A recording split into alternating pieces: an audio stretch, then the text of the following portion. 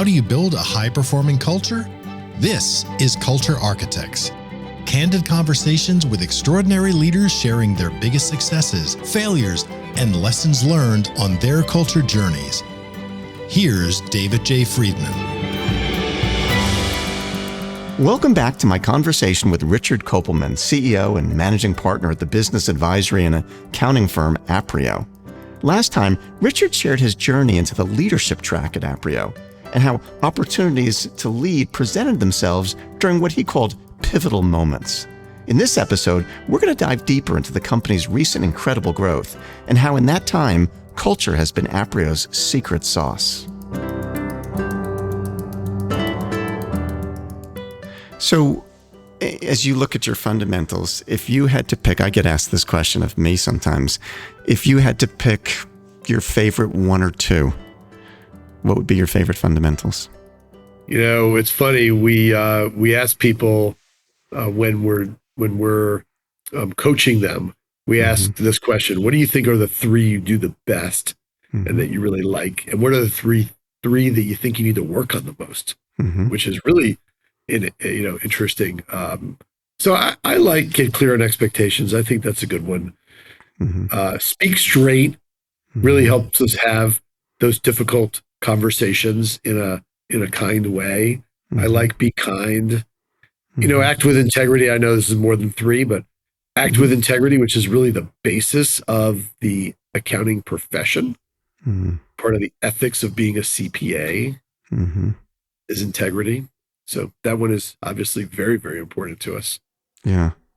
I always have a hard time with there are so many, like get clear expectations is definitely one of my favorites because I think the impact of making sure that in every conversation, everybody's on the same page has just enormous influence. But I get teased because there are so many of them. This is one of my favorites because they're all important. They're all important. Keep things really fun is a great one.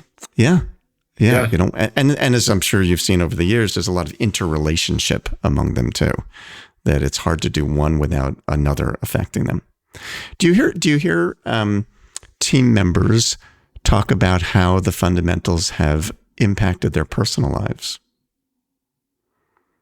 Have I heard about team members that do them talk about how it's affecting their relationships at home or? Yeah. So I have heard people share with me that they have, used them with their spouses or friends.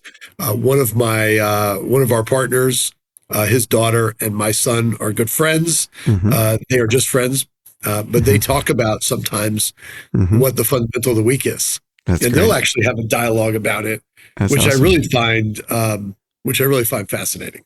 Yeah. Well, it as you've seen over the last 7 years, it just becomes part of how you look at the world. You go to a grocery store and you're thinking, oh, I know what fundamental that person could have done right now. It just becomes you become immersed in seeing the world through that lens. So you do. So let's shift gears a little bit. And so you had referred to it in passing before. I'd like to come back to it. So you've had this enormous growth. You're making acquisitions all the time. So a couple questions about that. First of all, I want to know more about as you evaluate a potential acquisition. We'll go to the investment in a moment. But as you evaluate making an acquisition, obviously culture is really important to you. We want to make sure that you're bringing in people that are going to be a fit in the Aprio way. How do you go about evaluating that? And have there been firms that maybe you looked at and said, I just don't think it's going to work for us? I'll hit a second topic on that one, which is we just hired an executive recently who went through training, and part of the training is a video by you about the fundamentals. And when he got done with it, and he's been at small companies, large companies, very experienced. He called me. He goes, "Wow," he goes, "That's amazing. This is really incredible." It's incredible how much time the company is spending and investments that have been made in developing this. And so when I hear it out of seasoned executives, that does tell me a lot. In terms of M&A, at the very first meeting we have with any potential merger or acquisition target, we give them a card showing them the fundamentals of the week, and we actually talk about it for a couple of minutes. And I've actually been in meetings where it has landed very poorly. You can immediately see there's a aversion and negativity around the fundamentals, and it's just not how they think, behave, or want to think or behave. And so we have walked away from a number of transactions where it just didn't resonate. On the flip side, I've been in meetings where firms have pulled out their fundamentals and have said, hey, we do the same thing and here's ours. Or firms that have lined theirs up with, they've lined our fundamentals up with their core values and start to see them inside of us. They can start picturing what is it like to be part of Aprio. So it's been tremendously helpful. Very cool. And so how many acquisitions have you done the last, 5 years or so? Yeah, since we put the fundamentals in place, I think we've completed 22 or 23 since we implemented those in 2000. I think it was 17. We actually did it in June of 17. Or was it June? I think it was June of 17. It was 2017. That's a lot of acquisitions, a lot of new people to fold in who all had their own previous culture as you brought them in. So how has having a set of fundamentals in the Aprio Way made it easier to integrate a group, even if they're reasonably aligned? You still have to get them integrated into being like Aprio. How has having fundamentals helped you to do that? So last year alone, we integrated 600 people that came through mergers and acquisitions in a 12-month period of time. And I get asked that question a lot. And I actually think the cultural piece has been one of the easier parts of our integrations because of the fundamentals. In fact, in some cases, before the merger is completed, the firms are getting our fundamental weekly emails as part of the practice. They're getting the Monday email from us and they're circulating it to their team. Nice. So their teams are already getting used to seeing it and hearing about it and know about it. We, of course, talk about it on day minus 45 when we do the announcement to their teams about merging with Aprio. We introduce the fundamentals to them there. And since it's the language of how we all speak with one another and how we are addressing day-to-day business activities, it makes it, pretty easy. It makes it much more seamless. Yeah. Which is so fascinating because so many other companies talk about how difficult it is to integrate new people into a culture when you've made an acquisition, but it doesn't need to be. But when your culture is not defined and it's not practiced, of course it's going to be hard. Yeah. Yeah. And that's how I describe our culture to people. I tell them it's defined and practiced. Yeah. Yeah. Sounds pretty simple. So talk about, you referred earlier, just sort of in passing, there's been some big news recently about you've gotten some investment and to help fuel some of this growth. Talk about, so what's happening and why? Yeah, we brought an investment partner in by the name of Charles Bank. They came in about almost 90 days ago to work with us to continue to evolve the business, make the investments necessary, and continue the transformation to building a world-class business and building the CPA and advisory firm of the future. So that means investments in things like technology, investments in people, strategy, new service capabilities. And as part of that, you split the company into two pieces, right? Well, we're still operating Aprio from a market presence standpoint, and legally we have to operate under, for regulatory purposes, we operate under the alternative practice structure, where we have separated the pure CPA firm from all other business operations. But from the marketplace standpoint, there's nothing different there. It's just still Aprio. It's still Aprio. Got it. And so one of the things I'm always interested in is, as people like you have focused so heavily on culture, there are probably some mistakes you've made along the way that you look back. Like, I think there's no question, at least I think, I'm a heck of a lot better leader today than I was 10 years ago, and I was better 10 years ago than I was 20 years ago, because there's just life experiences, things that you maybe didn't see, but in retrospect look so darn obvious, but I didn't realize them before. What are some of the maybe perhaps mistakes you've made or lessons learned for you as you think about leadership and culture in particular? David, I think that would have to be a whole nother podcast that would go on for hours about all of the mistakes that we've made along the way and corrections we've made to, get it righted. People, look, we're in a people business. We're serving people. We're people serving people. So lots of people mistakes along the way, sometimes putting people in the wrong positions, which I think, using the fundamentals today, helps us speak straight is a great example. Or walk in your client's shoes or walk in your partner's shoes might be, something we would say, and use that as a way to ensure that we're putting people in the right roles, getting clear on expectations, making sure people are successful by being clear on what is expected of our team.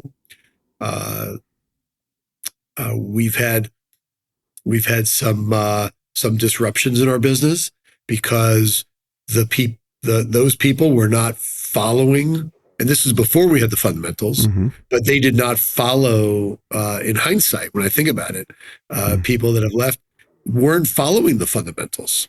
And probably if we had them in place, they wouldn't be here, because I think they wouldn't have been there. They wouldn't have been at the firm at that time. I think one of the things the fundamentals give us for sure is it helps people check out of Aprio if they don't fit.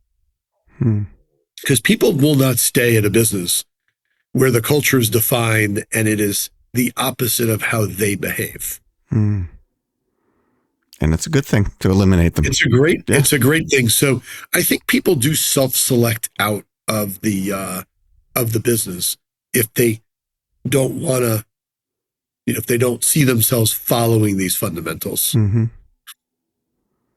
So if we go back to 2017, if you can remember when we were first creating the fundamentals, I can picture the room we were in your old office, where we had a whole bunch, there was a lot of people in that room, starting to brainstorm the fundamentals and things.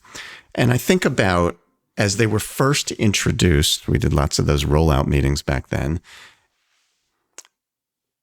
Was there resistance in the organization, do you think, to being this formal or structured? Like, there are some people, in my experience, there are some people who have this, I think, just personally, a little bit of a naive view. Oh, you shouldn't have to talk about all this stuff. It just ought to be, that's just the way we do things around here. And why do we have to be this structured? And I'm curious, did you run into, and perhaps do you ever run into, even these days, people who wonder why we're so rigorous about, yes, the culture is important, but we have to do this stuff every week. Did you run into that? And how do you respond to that when you see it? Yeah, I'd say the only thing I run into lately is people are like, why 31? Yeah. Why is it at 28? Why is it at 29? Or they meet somebody who you've worked with and they only have 27 and they're like, why do we have 31? I would say I run into that more than anything, which is funny. And I go, I just respond to, well, we just have 31. It's, it's a great number, especially if you think about ice cream. So I don't run into resistance on it. We could always do a better job. I mean, everybody can always do a better job of practicing it, making sure that they are, using it at the beginning of every meeting, for example. But I will say I see more people stopping meetings and saying, wait a second, we didn't start with the fundamental of the week. Nice. Than I do anything else. And we have amazing proponents around the organization. You always have your, call it 1/3 of people who are evangelists for the fundamentals. And so we have some great evangelists around the organization that view it as part of the secret sauce of the business. Nice. So, you mentioned, or I noticed that on your website, I think it is, you talk about the fact that you've got your average tenure of your people seems to be probably longer than I would imagine most firms are. It was like 7+ years or so is the average tenure. I'm assuming that I was going to ask you, like, what do you attribute that to? And I'm imagining you're going to tell me probably a lot of that is the culture. Is that true? Yeah, a lot of it's the culture. some of it is the profession. I mentioned earlier, I don't, my friends, and I'm thinking about my college friends that are not, in the same companies that they started. But many of my partners either started their career with Aprio or started with a firm that's merged in with us. So there is a lot of longevity inside the organization, as you pointed out. And I think today, certainly the culture is a big element of retention. Yeah. So I'm curious, in the acquisitions you've made some, I know at least one, I think in India, am I correct? Or the Philippines? You were in the Philippines. So you've made some acquisitions overseas. Tell me about how is that, what challenges does that create, if any?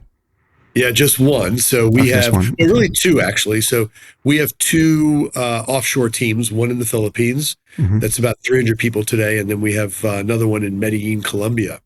Okay. So we have translated our fundamentals in Spanish. So if you ever need them in Spanish, by the way, we have them now in Spanish. Well, in the Culture Suite software, by the way, you can hit a button now we've added, and it will automatically translate them into Spanish for you. That's awesome. Who knew? Yes. I'm sure that we're, maybe that's how we did it. Maybe we just did Well, there's some updates that I'll tell you about that, we should talk about, but go ahead. So in the Philippines, we were building a team with a third-party BPO. And we built that team from 6 people to 86 people. And in 2022, we acquired that team from the BPO. And today, that team is now part of Aprio Philippines, Inc., a wholly owned subsidiary of the firm. And I've had the opportunity to go and meet with the team twice. And I was there for a holiday party a year and a half ago, roughly. And one of the things that we did at that, or that was set up at that meeting, or not that meeting, at that party, was some contests and prizes. And one of them, 2 of them were around the fundamentals. And we have people in the Philippines that in 60 seconds or less can name all 31 fundamentals. Wow. Without repeating them. And I think maybe she might be able to do the one lady who won the contest. I think she does them in order, as a matter of fact. Of course, you and I know I couldn't even do that in my own. Right. As you and I know, they're not meant to be memorized like that. It's really resonated in the Philippine culture, the fundamentals. It is something that they focus on, and it has been a great recruiting tool. And if you think we started 86 people in April of 2022, and here we are 28 months later, roughly 29 months later, and that team is now 300. Wow. So enormous growth of the team in the Philippines, and they love the fundamentals. So that's cool. So do you see yourself doing more growth overseas? Oh, we will. We definitely continue. There is definitely always a need for more capacity, and so we continue to grow our team overseas. Very cool. So, as I kind of wrap up our conversation, I'm curious about what you would say to the young Richard Kopelman, that staff accountant who was getting taken to the woodshed for not being as kind with his teammates as he could have been.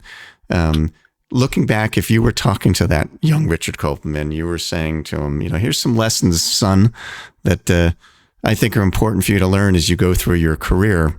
What would be a couple of lessons you would share with the young Richard Kopelman? Oh, that's a great question.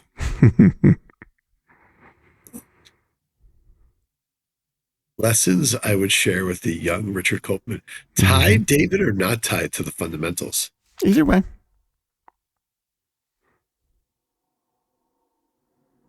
I would say always say yes, and take on new experiences as often and as frequently as possible to be able to get to proficiency in your craft as quickly as possible. Build and maintain and and focus on, the people and networks inside and outside of the business, and build and maintain those relationships, and build personal meaningful relationships, just to name a fundamental that I think is very, very, very, very important. And always treat everybody with respect, even if things aren't going to work out, and even if things are difficult at times. Always treat everybody with the utmost respect, and dig in and be tenacious. Continue to have a lot of grit, and don't be offended so easily. Don't take things personally. Don't take things personally. Fascinating. It's not a fundamental, David. Maybe it should be. So yes, we'll talk about it. There's some ways we could refresh some of those, but I've written that about people. We've written fundamental about almost anything you can think of. I have had that question recently, which is, hey, should we update and refresh them a little bit? So funny you should mention that. Yeah, and offline we'll talk more about that, because that's something we should definitely look at. It's been 7 years. It's like the 7-year itch. Yes. Is it time to refresh the fundamentals? It is a healthy thing to do, and we've done it for a lot of people, and I'll tell you more about that. Great. Well, this has been a great conversation, Richard. I really appreciate you taking the time to share with us, your journey. It's a fascinating journey, and the amount that you've accomplished is remarkable. And I'm glad the fundamentals have been such a big part of that. Well, David, thank you. And the fundamentals, I do believe, have been an important element of the growth and the opportunities that have shown up on Aprio's doorsteps. So that's thank great. you. And that's it for today's episode of Culture Architects with my fellow culture architect, Richard Kopelman, CEO and managing partner at Aprio. Folks, if you've been enjoying our show, make sure you subscribe, and that way you'll get automatic updates on my newest episodes and guests. If you have a minute, I'd also love it if you could leave us a review, and that way more culture fans like you can discover the show. And if you want to learn more about how to build a high-performing culture in your organization, check us out at CultureWise.com. See you next time on Culture Architects.